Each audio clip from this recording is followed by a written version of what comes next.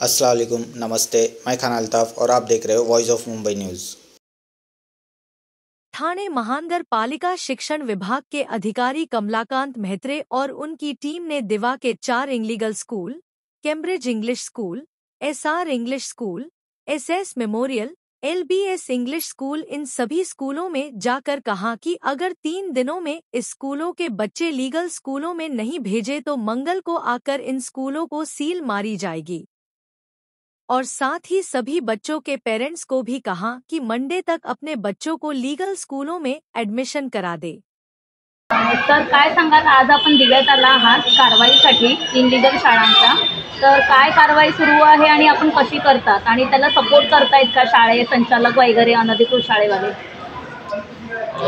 अनधिकृत शाळांच्यावर प्रशासकीय आणि फौजदारी कारवाई गेल्या 2-3 वर्षापासून ठाणे महापालिकेमार्फत सुरू आहे आणि गेल्या 2 महिन्यापासून आम्ही या शाळांना नवीन शैक्षणिक वर्ष 25-26 मध्ये ह्या शाळा बंद करून एकही विद्यार्थ्याचा प्रवेश करू नये, कारण या संदर्भात माननीय उच्च न्यायालयाचे सक्त निर्देश आहेत आणि शिक्षण हक्क कायदा 2009 नुसार कोणतीही अनधिकृत शाळा कोणत्याही संस्था चालकांना, मुख्याध्यापक, शिक्षकांना चालू ठेवता येत नाही। अशी जर शाळा सुरू ठेवली तर पहिल्या दिवशी 1 लाख रुपये दंड आणि पुढील प्रत्येक दिवशी 10,000 रुपये दंड अशी दंडाची तरतूद आहे। फौजदारी गुन्हे दाखल करण्याची तरतूद आहे।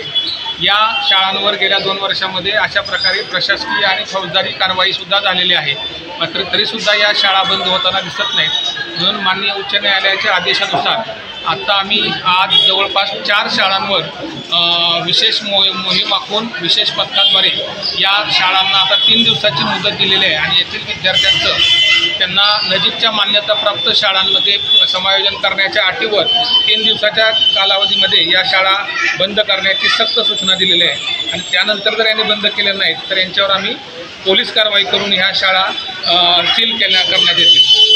शिक्षक वर्ग आहे ते BA BCom नाही आहे।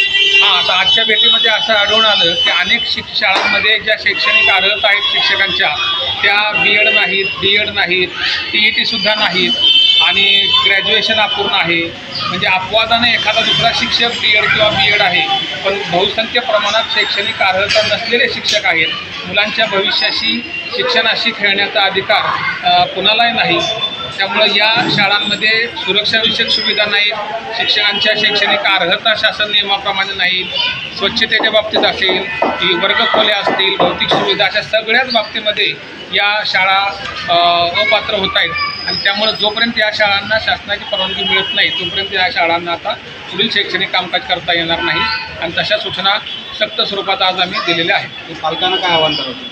या निमित्तानं पालकांना माझं आवाहन आहे की त्यांनी त्यांच्या विद्यार्थ्यांची सुरक्षा, विद्यार्थ्यांचं भवितव्य, शैक्षणिक हित लक्षात घेऊन आपल्या जवळच्या मान्यताप्राप्त शाळांमध्ये किंवा मनपा शाळांमध्ये आपल्या पाल्यांचे प्रवेश करावेत आणि महापालिकेला, शासनाला या कामी सहकार्य करावं की जेणेकरून या विद्यार्थ्यांना पुढे 10वी-12वी नंतर त्यांच्या शिक्षणाची कोणतीही गैरसोय किंवा कायदेशीर काही प्रश्न निर्माण होऊ नये याकरता पालकांनी आपल्या विद्यार्थ्यांचे प्रवेश या मान्यताप्राप्त शाळांमध्ये करावेत। नजीकच्या मान्यताप्राप्त सर्व शाळांची सुद्धा आम्ही गेल्या 2-3 महिन्यांपासून अनेकदा बैठका घेतलेल्या आहेत आणि याही शाळांनी या अनधिकृत शाळेतल्या विद्यार्थ्यांना सहकार्य करण्याचं मान्य केलेलं आहे। जी फी त्यांची या अनधिकृत शाळांमध्ये आहे त्याच फीमध्ये नवीन मान्यताप्राप्त शाळेमध्ये सुद्धा यांना प्रवेश मिळेल।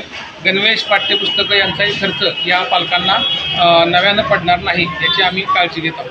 ज्यांनी डोनेशन दिलं विद्यार्थ्यांच्या पालकांनी त्यांचं काय सांगाल? RTE ॲक्ट 2009 नुसार शालेय प्रवेशाकरता कोणत्याही शाळेस, मग ती मान्यताप्राप्त असो अथवा अनधिकृत असो, देणगी, डोनेशन, कॅपिटेशन फी घेता येत नाही। त्यामुळं कोणतीही शाळा या डोनेशन घेणार नाहीत आणि नवीन शाळांमध्ये डोनेशनचा प्रश्न निर्माण होणार नाही याकरता प्रशासन प्रयत्नशील आहे। या पालकांना जर काय अडचणी आल्या तर त्यांनी आमचे क्षेत्रीय अधिकारी असेल, मनपा शिक्षण विभाग असेल यांचं त्यांना सहकार्य निश्चितपणे मिळेल, परंतु तशी वेळ येणार नाही अशी आम्ही व्यवस्था आधीच करून ठेवलेली आहे। तर या कामी सर्व पालकांनी प्रशासनाला सहकार्य करावं आणि आपल्या विद्यार्थ्यांना, पाल्यांना एका सुरक्षित वातावरणात आणि शैक्षणिक गुणवत्ता पूर्ण शिक्षण मिळेल अशा मान्यताप्राप्त शाळांमध्ये त्यांचे प्रवेश करावे। धन्यवाद।